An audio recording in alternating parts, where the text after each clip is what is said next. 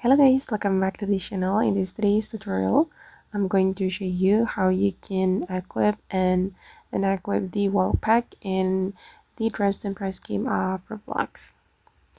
Okay, let's get into it guys. If you want to equip the wall pack, you need to go to this room, the changing room.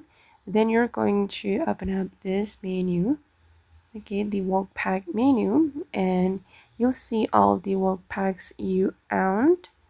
And these are my walk packs. I have 5 walk packs that I can apply, and then I'm going to equip this walk.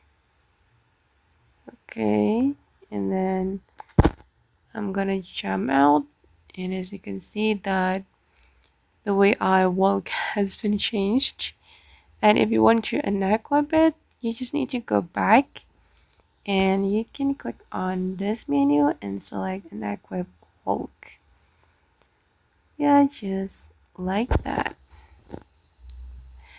Okay guys, and that's how you can equip and unequip the wolf pack in Trust and Press game of Roblox. Hope this video will be useful for you. Thank you so much for watching and bye.